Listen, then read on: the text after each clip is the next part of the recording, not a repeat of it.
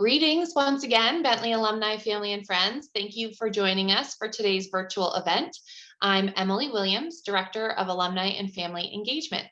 Before we get started, as always, I do have some light housekeeping. After this session, we'll be sending out an email with a recording of today's session, as well as a survey to gather your feedback. Thank you to those of you who submitted questions in advance. Chris will address and weave through several of those pre-submitted questions on this webinar. If you have a question arise as you're listening, please feel free to put it into the Q&A box or the chat, and it will be considered for response during the question and answer session after Chris's presentation. Lastly, if you need technical assistance, please use the chat box to speak with us directly. My colleague Bethany will be responding to your questions as best she can. And now today's featured speaker is Bentley University faculty member Chris Beneke. Chris received his PhD from Northwestern University and is a professor of history at Bentley. His primary interests include revolutionary and early national America and history in many forms, intellectual, religious, toleration, and baseball. He has written essays on politics, religion, and sports for the New Republic, the Atlantic, the Washington Post, the Chronicle of Higher Education, the Philadelphia Inquirer, the Huffington Post, and the Christian Century. He is co-editor of a Lexington book series on religion and American history, and when he's not teaching, he coaches youth sports, mainly baseball. Without further ado, please join me in virtually welcoming Chris. Thank you, Chris. Thanks, Emily. I really appreciate you having me, and thanks to all of you for coming today. It's nice to see so many of you, at least on the participant list here, and I know some other folks were registered who might be watching on Facebook or watching afterward. Particularly glad to see some former students of mine here. Thanks for joining us today. Emily and Bethany forwarded me a number of questions that you all had asked about the MLB lockout and its implications. And what I'll try to do is answer those as we go. I have a PowerPoint to share with you, and I'll try to integrate the history behind the lockout as I see it, along with the questions that you asked. I won't get to all those questions though, so feel free during the presentation itself. First of all, if there are any things that I leave unclear to you, please feel free to ask me questions at that moment. But if there's other questions that you'd like to discuss with the group, please feel free to offer those up in the chat as we go. And there are a few questions also at the end that I will pose that I won't get to in the formal part of the presentation, but I'm glad to entertain. So let me just pull up my screen to share with you what I hope to talk about today. And that is the lockout itself, which began earlier this month, and the history behind it. Let me just first of all introduce you to the situation today, where we are. As many of you know, beginning on December 1st, the owners locked out the players. And that means that there are going to be no games. We wouldn't expect any until March anyway, until spring training. No trades, no free agent signings, no player use of facilities until a new collective bargaining agreement, a CBO, is reached with the players. The last one just expired at the end of November. So this was the moment that the owners decided, the opportunity they decided to use to lock out the players. And there are a number of reasons that they have done so. And one of which is the time. They're trying to create as much distance between the lockout, the beginning of the lockout, the end of the CBO, and the beginning of the season, so as to avoid, as you probably can imagine, avoid actually losing any revenue from the game, and also fan interest from losing games at the beginning of the season, even spring training games.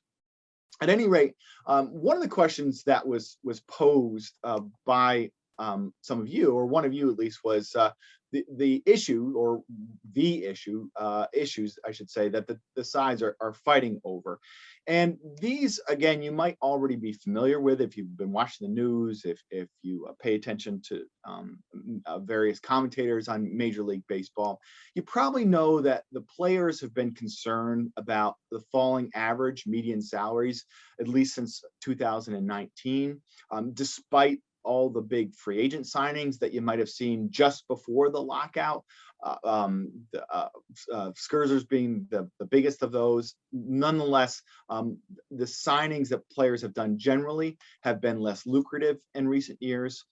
What they're also upset about is club manipulation of service time. That is what's happening, and I'm sure you've seen this with some star prospects in recent years, is that oftentimes the clubs will delay bringing them up to the major league team so that they're eligible for salary arbitration later than they otherwise would be, and also eligible for free agency later than they would be. One of the more famous examples is when Chris Bryant came up several years ago.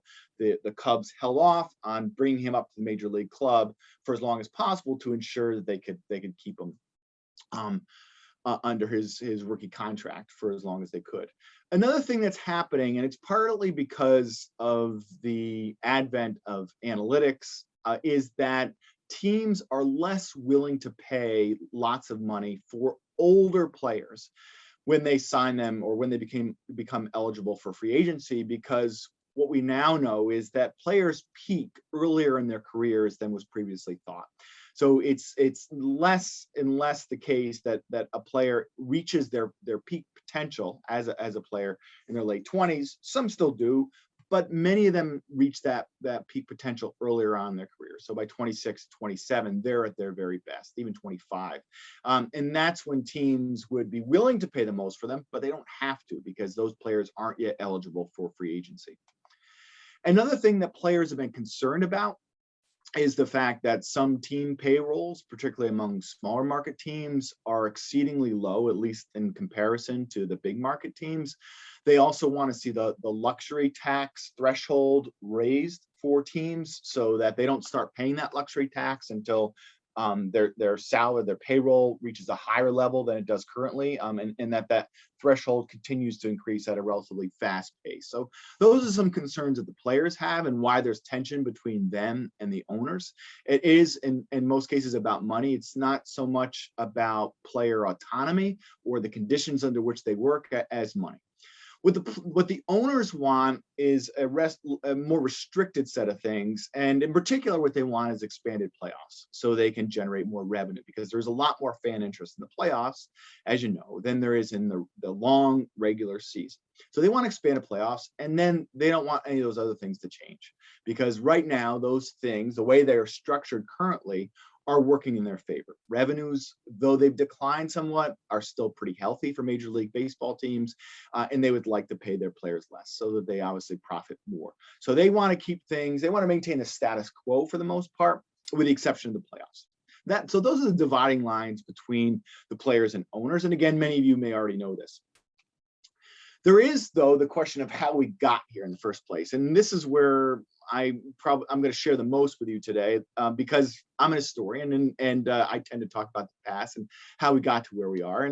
And fortunately, I think it was Mike Wondolowski, a friend of mine from Reading, who asked about when we got a players' union association in Major League Baseball, and how did that come about. And that is a long story, and I think a really fascinating one that I'm going to spend a few minutes talking about today. And it extends all the way back into the 19th century. For a long time, players were at a severe disadvantage when it came to negotiating with owners. There was no union, there were no agents, and players had very little leverage. And at the end of the 19th century, as the National League came into existence, so shortly after it did, the league imposed what was called the reserve clause on players. And what this was a provision stipulating that whenever a player signed with a team, they were essentially bound to that team for as long as the club wanted them. They could not go to another team under any circumstances, even in some cases to another league, because the National League, not only did it have agreements between the clubs not to allow players to move between them, but it also forged agreements with other leagues, like the American Association, which is not the American League, but it was a rival and then a cooperating agent with the National League through the 1880s and the early 1890s. And players were not allowed to jump between leagues or between clubs. They were bound to whatever club they initially signed with. Now, a few particularly courageous players did try to hold out for as long as possible. And in the middle of the 1880s, they formed a brotherhood of professional baseball players, which was led by a fellow named John Montgomery Ward, to try to create some autonomy for players, improve also the salaries that they were paid, which were around $2,000 a year. The maximum was around $3,000 a year for much of this period. Now, of course, inflation adjusted, those numbers are much larger than they were at the time, more like $60,000 or $70,000 a year, but nothing like the millions of dollars that players get today. At any rate, in 1889, these players actually got together and protested what the owners had been doing, and they indicated that the owners had been paying more attention to the turnstile than the game on the field itself. And they formed their own league called the Players League in 1890 and went head to head with the National League during that year. The league unraveled, the Players League unraveled at the end of that year, partly because they lost their financing, partly because the players had a hard time maintaining their solidarity. And the National League triumphed and then beat out some successor leagues, some competitor leagues in the 1890s. And there was no competition to the National League. It was the only game in town through that period until the American League was formed at the end of the 1890s. And then the two came together in agreement in 1903. The reserve clause survived all this. That is, remember, the rule that bound players to teams indefinitely and forbade them from acting as free agents. The reserve clause survived the 1900s, the 1910s, through the age of Babe Ruth in the 1920s, through Joe DiMaggio's years with the Yankees in the 30s and 40s, Ted Williams's career in the 50s and 60s, Jackie Robinson's in the 50s and 60s, through Willie Mays's career, and through Mickey Mantle's.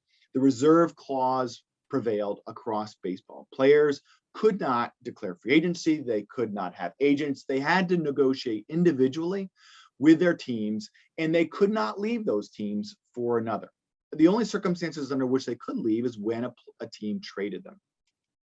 Some of you may be familiar with the famous book by Jim Bouton. He just passed away, I think it was last year, but he wrote an irreverent book at the end of the 1960s detailing in very provocative ways not only the dynamics within the clubhouse, which itself was scandalous. What Mickey Mantle did on his free time was something that shocked many Americans.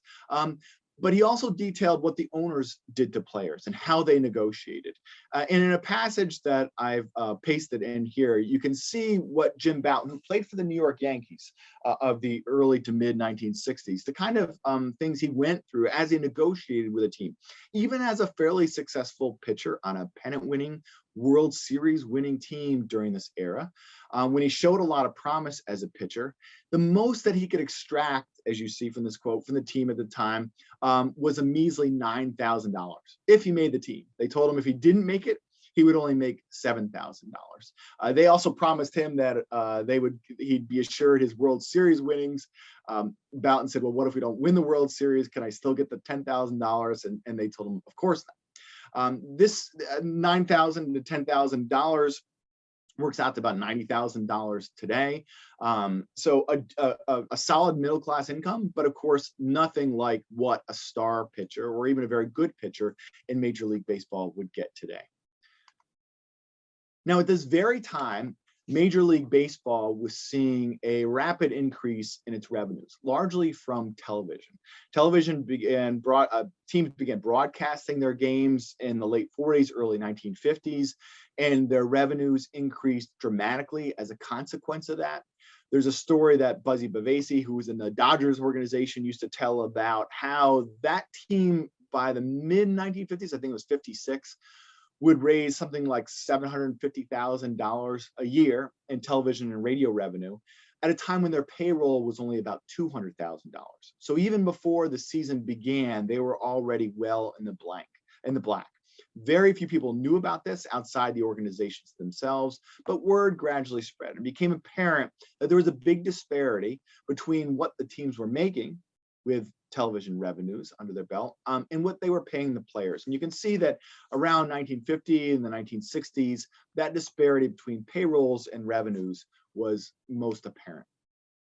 So to get back to that question that Mike had asked, when did we get a players union? Well, we got a players union beginning in 1954, but that players union was pretty ineffective and the owners largely dominated it until the middle of the 1960s. A few things happened during that period that began to change players' fate and their the leverage that they were able to wield with regard to the owners. One of which was the holdout at the end of the 1965 season and going to the 1966 season of two-star pitchers for the Los Angeles Dodgers, Don Drysdale and Sandy Koufax. And as a result of their holdout, which was unusual for the time, and remember, it was the one way in which players could exercise some leverage while the reserve clause still operated on them. At the end of that holdout, they were both rewarded with substantial salary increases. Drysdale got $115,000 and Koufax $125,000 per year. Again, doesn't sound like much in today's terms, but compare it to Jim Bouton, a pitcher throwing at the same time, who was earning $9,000, $10,000, $12,000 a year. It's a lot of money. Players took notice of that. In addition, in the spring training of 1965, a new executive director of the Major League Baseball Players Association, who'd previously been with the American Steelworkers Association, a guy named Marvin Miller, arrived and began asking players what they wanted to see changed, how they wanted to be treated. And players said things that might surprise you. They had relatively modest requests. They wanted to see an increase in their pensions. They wanted to see more retirement benefits. They wanted to see the minimum salary raised. They weren't asking for free agency yet. They certainly weren't asking for big free agency deals. That would be something that would come with time. But Marvin Miller helped to give them a voice in negotiations, and he was a forceful negotiator. And to ensure that they began to get basic rights, things that we now take for granted when it comes to players, like a collective bargaining agreement, the first one of which they got in 1968, then salary arbitration, then an arbiter, an independent arbiter for baseball itself. All these things significantly increased the power that players had vis-a-vis owners.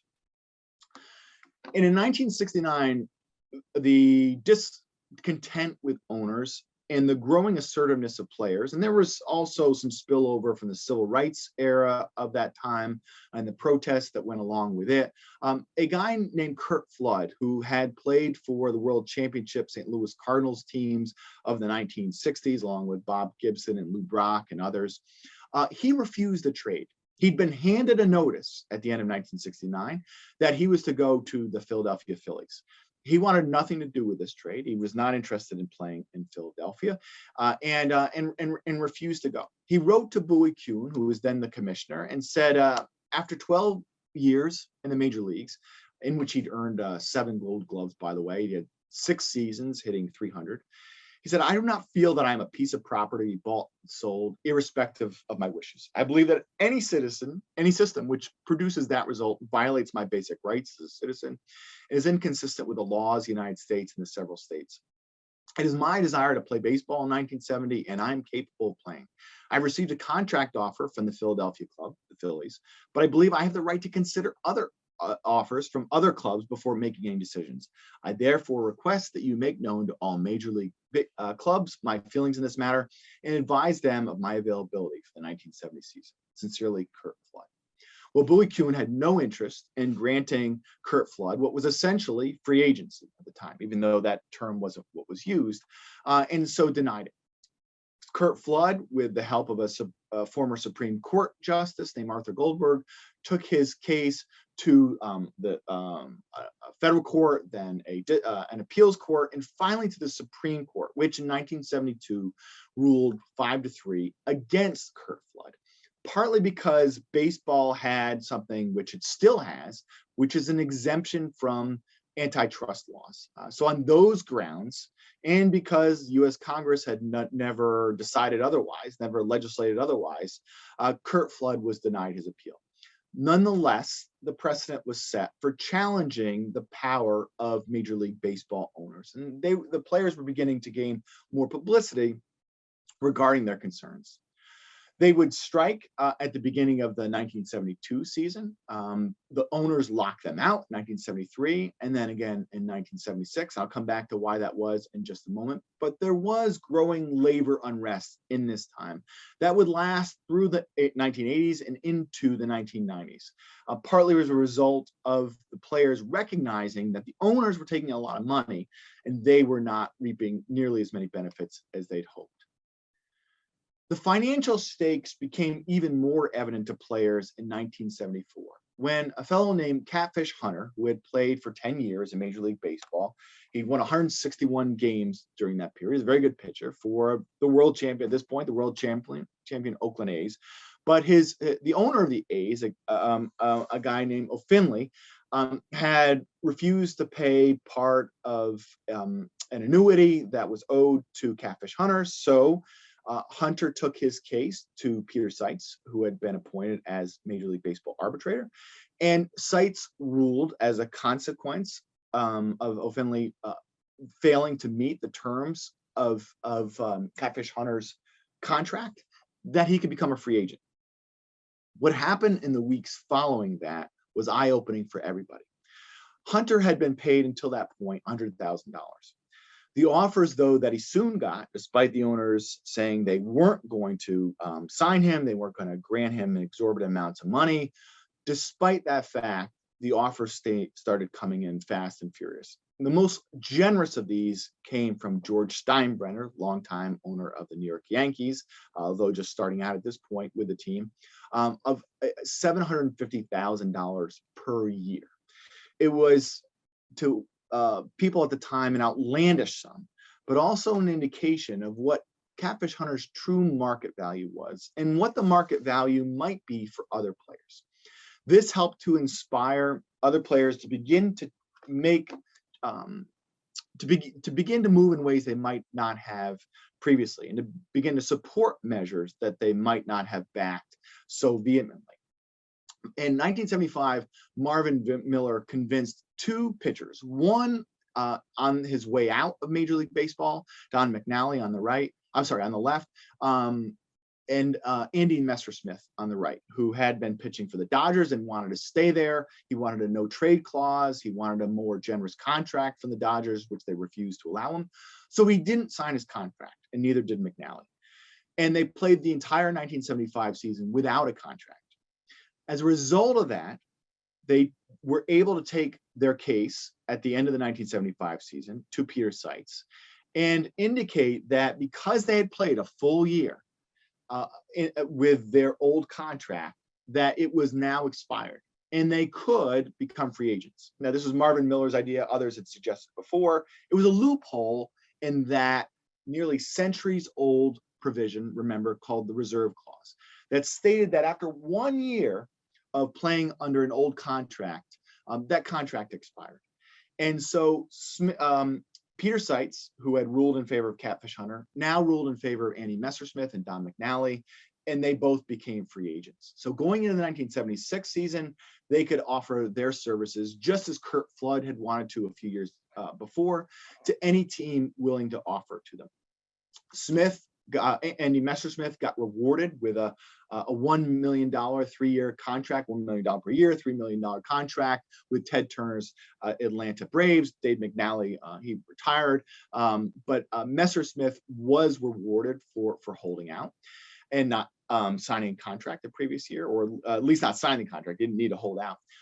And in the spring of that year, players across the leagues held out for contracts on the grounds that they deserved free agency, and it would be granted, it was clear now, because of Messersmith and McNally's experience to them. The owners that year locked them out. Right? So this is, at this point, the second lockout in 1976 to avoid what would have been a free-for-all in 1976. And even Marvin Miller recognized that there were some dangers in allowing all players to become free agents at the end of every year. And so negotiations were held and an agreement was worked out whereby players would be awarded free agency after a certain specified period of time. So they did sign with a team, whichever team they signed with, they had to stay with that team for a few years. Now it's 6 years as a free until they can achieve free agency, before they could entertain offers from other teams. So that all needed to be worked out. In the meantime, there's a lot of tension between owners and players. And because players held out, including Boston Red Sox players, some very famous ones, including this one, Carlton Fisk, who had, as you may recall, just a year earlier, been the hero of Game 6 of the 1975 World Series against the Oakland A's. He hit that famous 12th inning home run that he had waved into fair territory. He and some other younger players, Rick Burleson and Fred Lynn, had held out and did not sign with the Red Sox. And when they came back to Fenway Park that summer, or I should say that spring, they were greeted with boos. These October heroes were met with a response that surprised them and probably surprised a lot of other people, but has become a fairly common tradition in American history, which is that players who strike, players who hold out, players who demand big contracts are regarded with a great deal of disfavor by fans. That was true in the latter part of the 19th century. People were already complaining about player salaries, and it's true today in the early 21st century. So those players did get more lucrative contracts. They were also greeted with a lot of angst, a lot of anger by fans. Now, I will point out one little piece of trivia here, and I know I've departed from the initial question a fair amount, but I think the context is important. In this case, it's really just kind of a fun piece of trivia. Many of you may recall this fellow who sat behind home plate for many years with those big yellow earphones.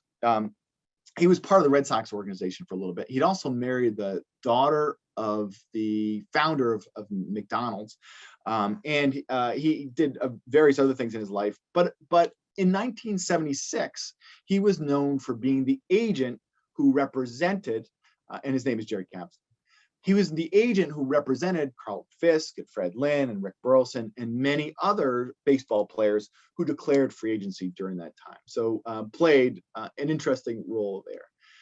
Now, what happened afterward is something that probably won't surprise you. Major League Baseball salaries exploded from, as you can see here, around $29,000 a year in 1970 to well over $100,000. This is average salaries in 1980, and more than $500,000 by 1990, and then continued upward on a very sharp trajectory thereafter. Now, they have in recent years leveled off, but nonetheless, this was a noticeable trend for folks in the baseball industry and for fans.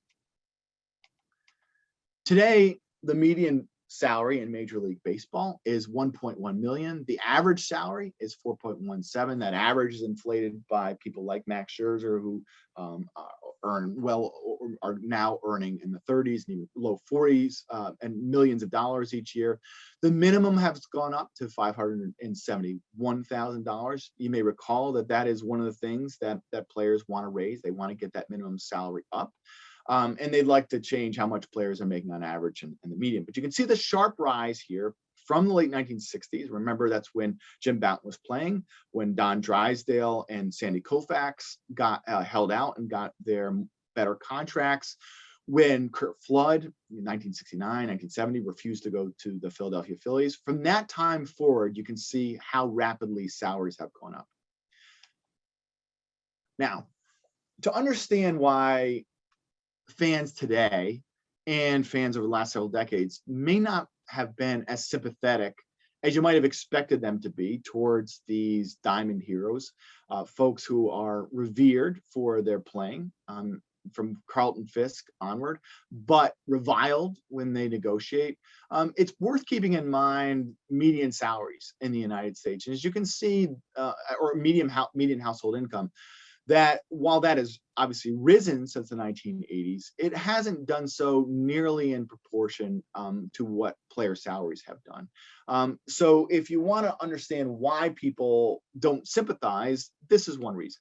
Another reason that fans probably aren't as sympathetic to the appeals of players against owners is also because while the players have a vibrant and powerful union, most Americans don't. Union membership has declined precipitously since the end of World War II, and shows no signs of reviving. And so players both have unions and players have lucrative contracts. So it seems to most Americans that they are in a very privileged position and don't deserve much sympathy.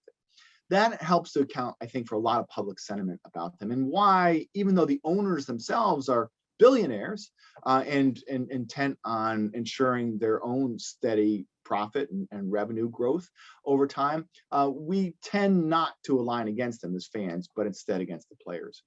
This was evident after, somebody had asked about this too. Someone had asked about the Mets, had asked about the strike of 1994-95.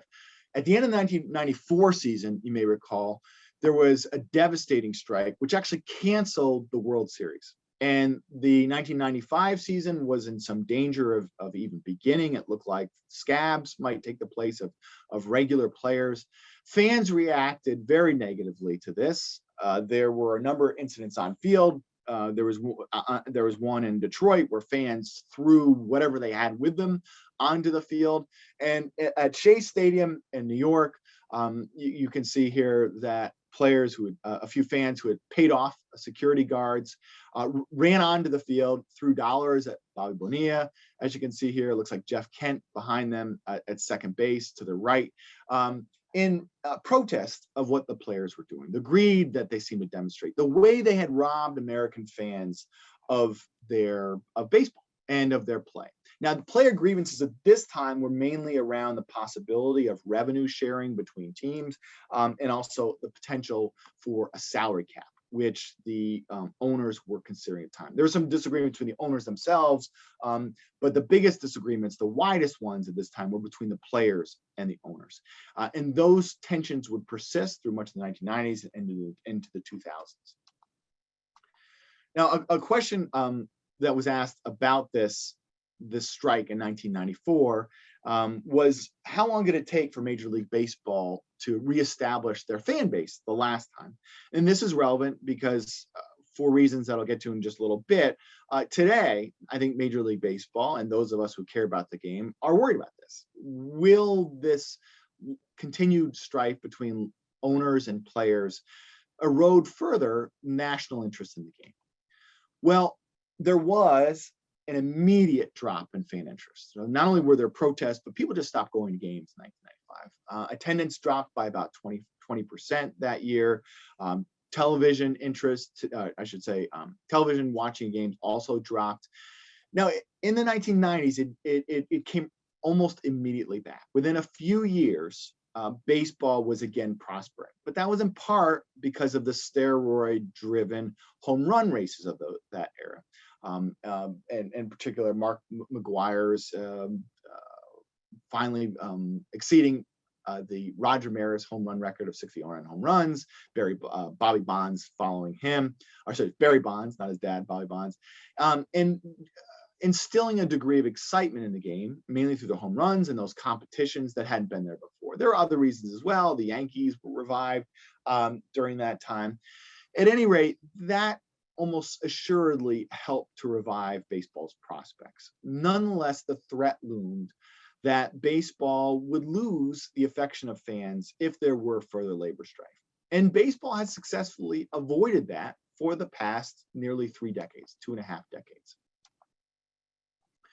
Now, there are problems, though, that are looming and that are related to some of the challenges we've seen before. And that is that in Major League Baseball today, as many of you surely know, there are huge gaps between what the big market teams are able to spend each year, what they take in revenues, and then what they spend in payroll, and what the smaller market teams like the Pirates and the Marlins are able to spend in any given year. And you can see that illustrated here. This is total payrolls. You can see the gap of nearly $150 million between those at the bottom and top ends of that scale. And you can see when it comes to active payroll, so these numbers are somewhat different, but nonetheless give you a sense of the proportions here, how as of August of this year, there were some players who were being paid more than the entire active payrolls of teams like the Pittsburgh Pirates. Players are upset about this because it means that a team like the Pirates simply can't pay players, or is not willing to pay players the way that they should be paid, because they can rely on those long-term rookie contracts that are signed with players, right? They're bound to a minimum salary, which is now $570,000 for several years. They're under team control for several years before they can get access to salary arbitration and then finally free agency. And by that point, 6 years after they've entered the major leagues, we are finding that they are oftentimes trailing off in terms of production. So what they can get at the end of that 6 years is less than they might have gotten otherwise. So players are concerned about this. It creates also a competitive imbalance that fans, for good reason, are worried about. And it all relates to money, as has been the case for many years now. And that brings us to the current lockout. As you know, right now, teams can't sign new players. They can't forge new contracts. They can't trade. Players themselves have no access to team facilities. The lockout itself, it's not clear when it's going to end. Some of you were asking about that. It's not clear how it's going to end exactly. What we do know is that there is some interest that's been demonstrated on the part of the owners and the commissioner, Rob Manfred, as well as players, in ensuring that this strike does, or this lockout does end before the beginning of the upcoming season. Certainly before any regular season games might be held, and preferably before any spring training games. So there's an awareness of what's happened in the future, especially the disaster of 1994-95 when the World Series was canceled. They lost spring training that year. The 95 season was shortened. Fan interest dwindled. Everybody wants to avoid that. And it's partly, again, why the owners lock players out right at the beginning of December, to ensure that they can maximize the time between then and the start of the season. Nonetheless, there are some dangers, and they lurk in these ongoing disputes over salary, over revenues, over the structure of player contracts, and were manifested when Major League Baseball took off any specific content related to players shortly after the lockout began, and players responded by removing their personalized profiles and substituting just a generic headshot on Twitter and other social media. Baseball is confronting probably bigger problems than these relatively short-term revenue issues, problems that will threaten the revenue and the payroll in the long term. But in the shorter term or I should say, in the longer term, need to be addressed, or the revenues and the payroll will dry up. And that is that baseball is suffering from a dearth of fans, especially younger fans, and a dearth of enthusiasm for the game, that a lockout and certainly any delay in the beginning of this coming season will only exacerbate. As you can see here, and you've probably heard elsewhere, interest in the World Series, the number of people watching the World Series has declined, as have the folks watching regular season games over the past several decades. Now, there is a broader phenomenon of people not watching TV either, but the same kind of precipitous decline has not affected the NFL in the same way. Super Bowl still has very high ratings. World Series does not. Even Game 7 of World Series games does not. There are occasional upticks, like when the Cubs were in the World Series in 2016, when the Red Sox won in 2004, but that's followed again by a dismal decline in terms of ratings and interest in it. So baseball needs to address this. And one question, I think Max may have asked this question. I'm in really no position to answer it, but I will anyway. And I would answer this question in the same way. That is, what would I do about this situation? In the same way that some others have. I just saw actually Steve Forbes on the Forbes website said basically the same thing. Given the demographics, what's happening in baseball today, and given what we know about viewership, and given what we know about changes in the pace of play, especially, I think all of us are unenthusiastic about watching 3-hour baseball games. Now they've shortened a little bit. Baseball has taken a few measures. They now require pitchers to throw for an entire inning. If they come in at any point in it, they can't just throw to a batter. At any rate, the length of games, the pace of play is a huge impediment to attracting young fans. I think most of us can agree on that, unless those are addressed by namely shortening the amount of time that pitchers take to deliver a pitch. There is a rule on the books, but it's not enforced, that limits that to 20 seconds or less. But shortening that, keeping batters in the batters boxes, things that don't really affect the way the game is played, but make it more compelling for those watching, ensure that young people have a reason to watch without getting bored and jumping on their phones in between batters or even in between pitches. Those are the kind of changes that will help ensure the long-term survival of the game and its flourishing. I think, at least. So I to answer some of the questions that were asked and that I displayed earlier, I'm not sure what's going to happen. Some of you probably have much better informed answers to that, and I'll be happy to see if you want to wager some hypotheses of your own in the chat. But it does look like this lockout will end prior to the beginning of the season. We probably won't lose much of the season, but it's hard to say.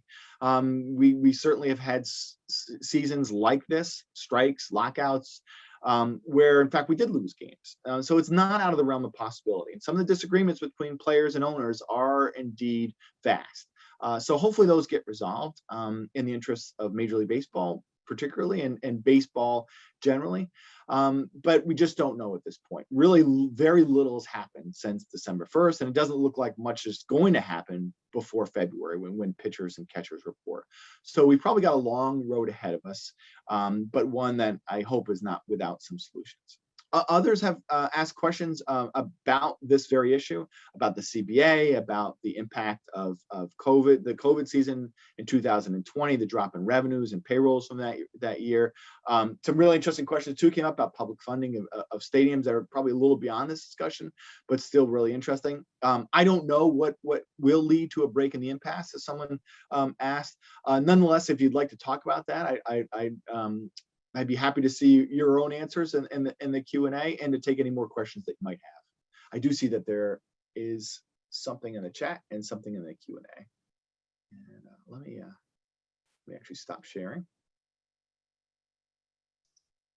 Thank you, Chris. In the Q&A, we do have an opinion that it is the length of the game that's facing as the biggest issue of baseball. And I think that's certainly something you addressed, and many can agree with, that those games are long, and the playoff games are so late, for those of us on the East Coast, that certainly doesn't make us want to stay up till midnight to watch those games.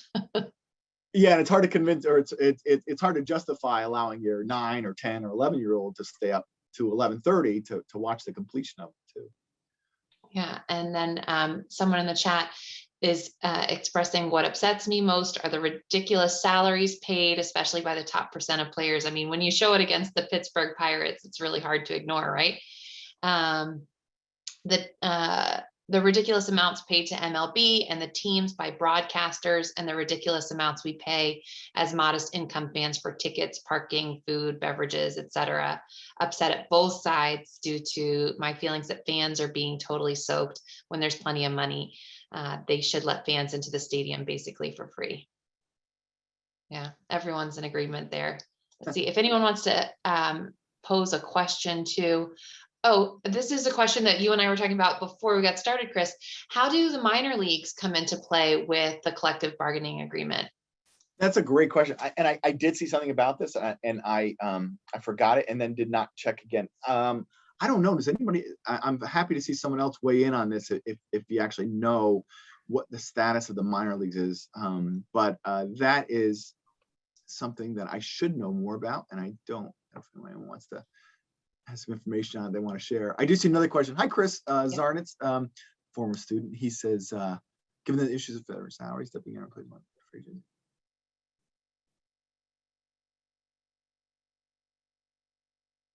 Oh yeah, so Chris has asked the question. Is it okay if I address that one, Emily? Yeah, absolutely. I'll post it.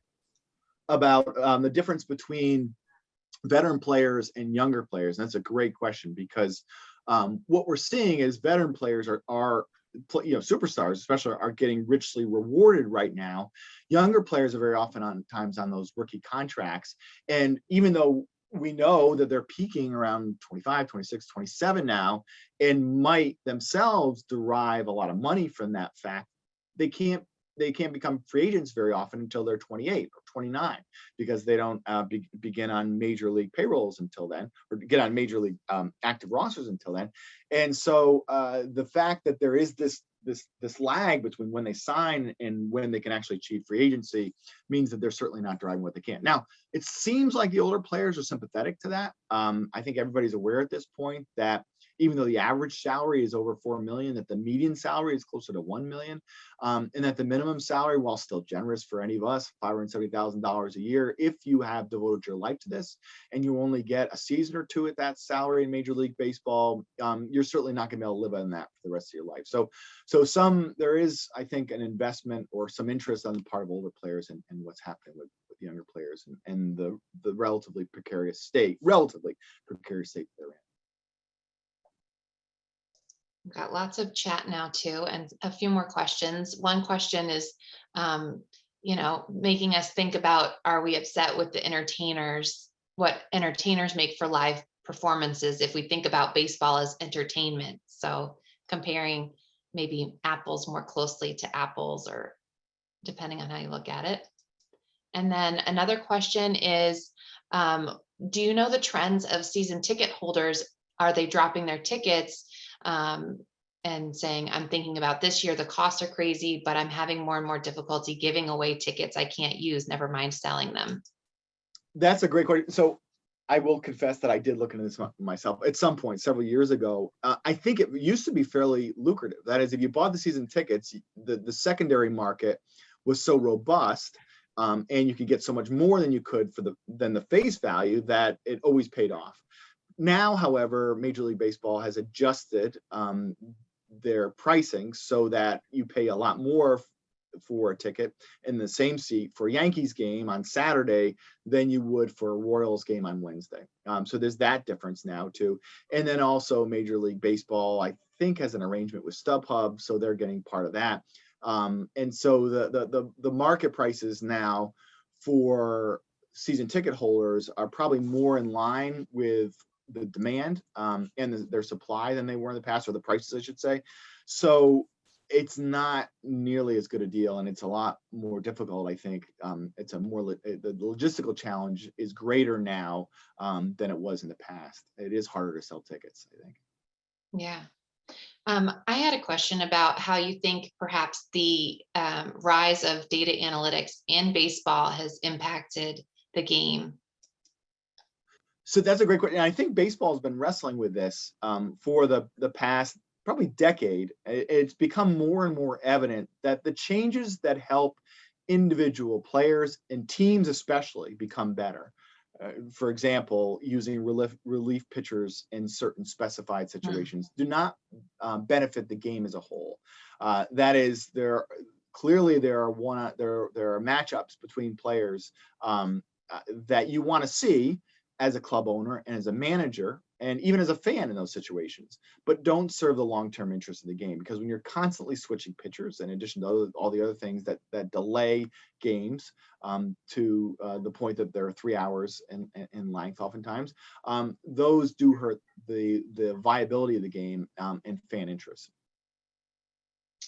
We have a couple more questions. Do you have any idea on how to reduce the average length of games? Kind of talked about this.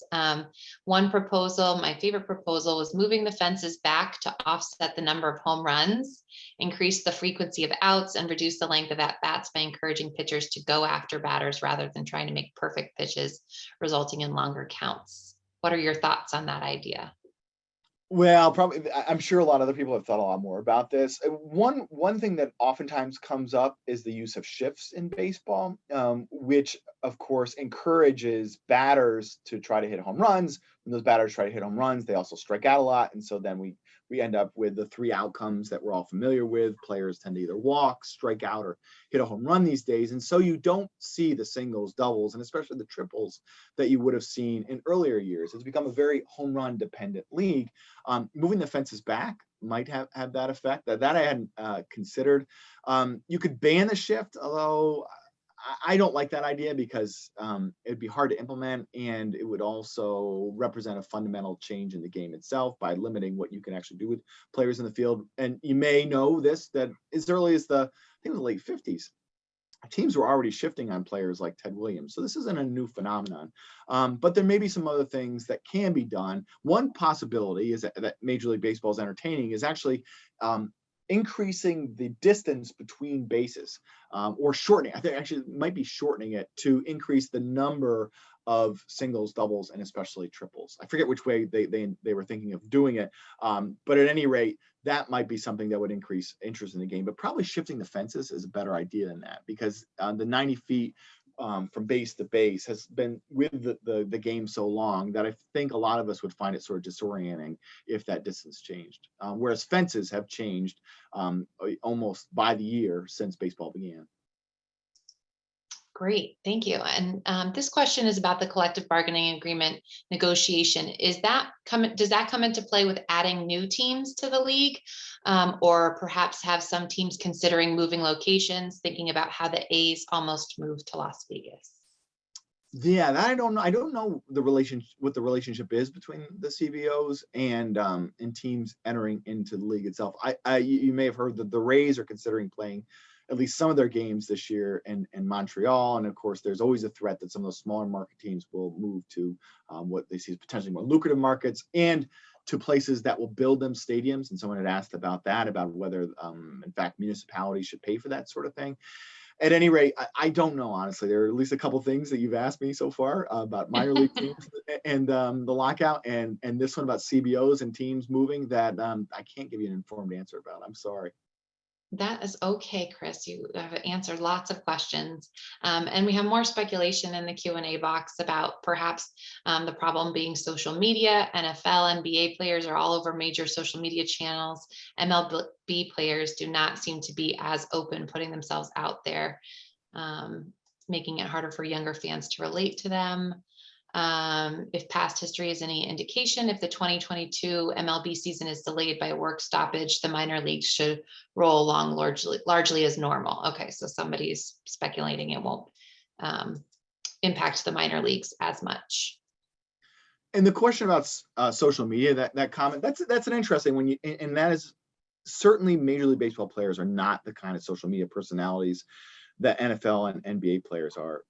But I suspect that has more to do with the fact that there's less youth interest in the players than it does with what the players are willing to say and how much publicity they're willing to tolerate. My hunch is that young athletes in their 20s would be very willing in any sport to be more controversial, more exciting celebrities. It's just that they don't have the fan base among young people to actually do that.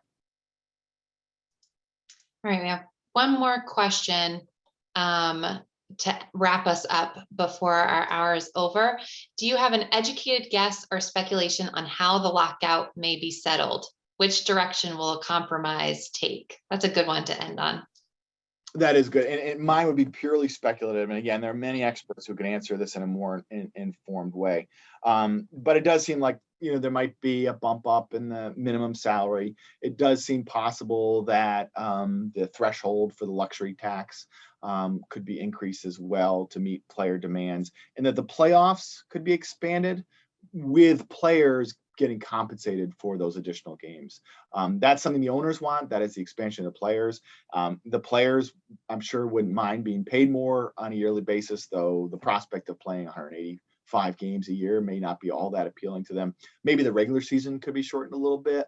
That will itself be controversial. But that last one, especially the playoffs, the expanded format, which we had in 2020, and increased pay for players who participate in it, that seems like a promising possibility. There are some other possibilities too that we haven't considered, which is limiting the amount of tanking that goes on in a given year. Jason Stark from ESPN, I forget where he is now, has made a really interesting suggestion, is that we stop rewarding teams for finishing last.